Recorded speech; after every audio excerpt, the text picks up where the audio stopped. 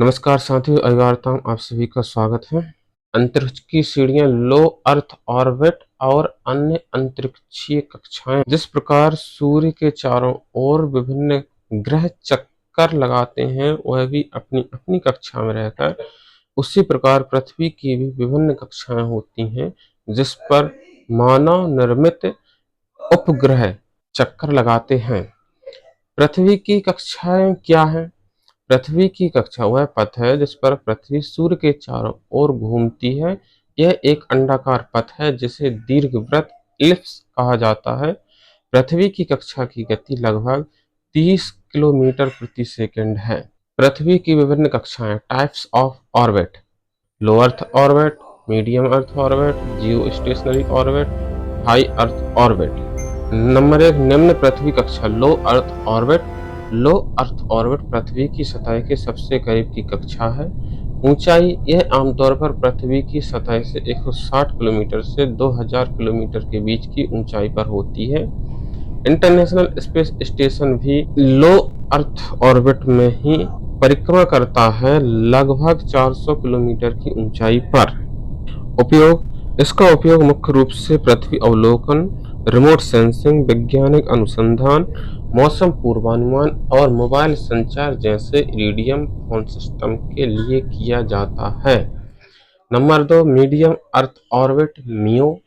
ऊंचाई: यह low earth orbit और जियोसिंक्रोनस ऑर्बिट के बीच होती है, आमतौर पर 2000 किलोमीटर से लेकर 35,000 किलोमीटर से नीचे तक।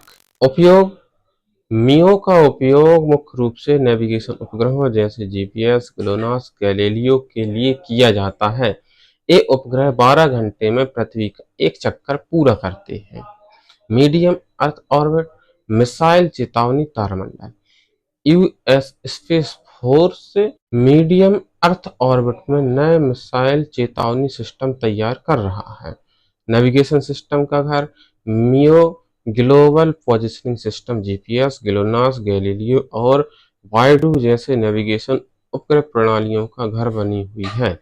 भारत की योजना है: भारत सरकार ने लो अर्थ ऑर्बिट और मीडियम अर्थ ऑर्बिट में संचार उपग्रहों का एक तारामंडल बनाने की भी योजना बनाई है, ताकि देश के नागरिकों को कम विलंबता के साथ बेहतर कनेक्टिविटी प्रदान की जा सके।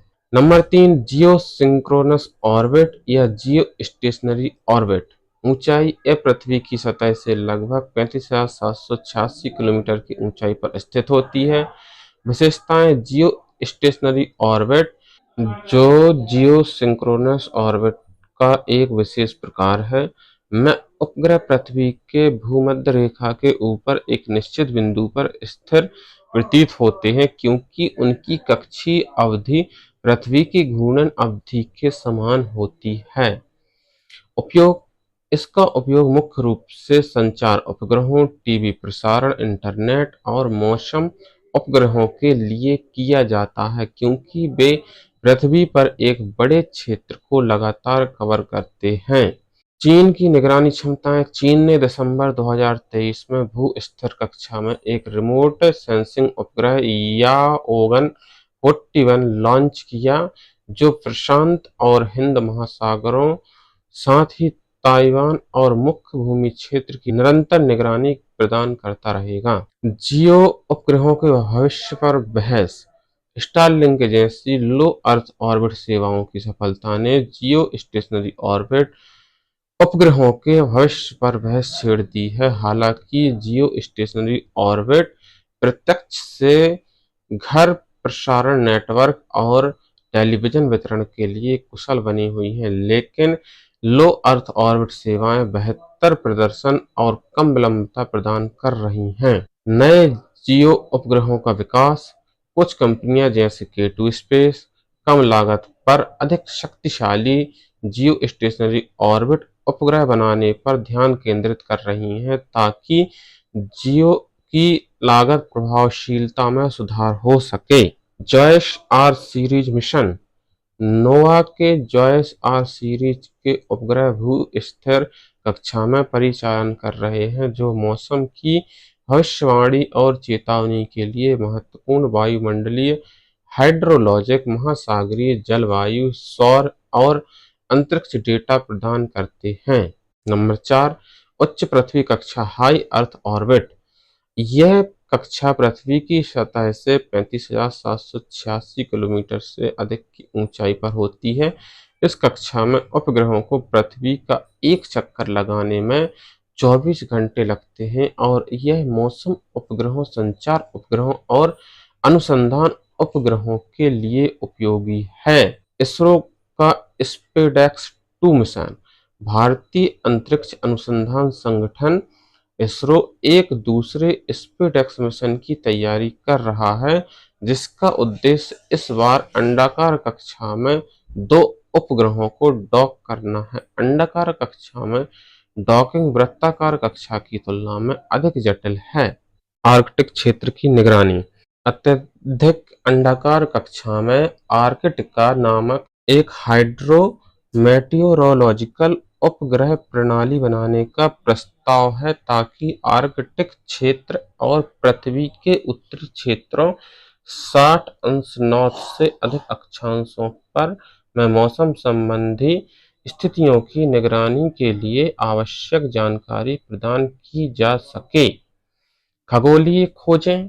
अत्यधिक विलक्षण कक्षाओं का उपयोग खगोलीय पिंडों, जैसे कि हाल ही में खोजे गए अंतरतारकीय धूमकेतु 3IY एटलस के अध्ययन में भी किया जाता है, जिनकी कक्षाएं सौरमंडल के मूल पिंडों की अंडाकार कक्षाओं से भिन्न होती है। ध्रुवीय कक्षा, पोलर ऑर्बिट। विशेषताएं। इस प्रकार की कक्षा में उपग्रह पृथ्वी के ध्रुवों के ऊपर से गुजरते हैं। लगभग 90 डिग्री का झुकाव। जैसे जैसे उपग्रह अपनी ध्रुवीय कक्षा में घूमता है, पृथ्वी उसके नीचे घूमती है, जिससे उपग्रह को हर बार पृथ्वी के एक अलग हिस्से को देखने का मौका मिलता है। उपयोग।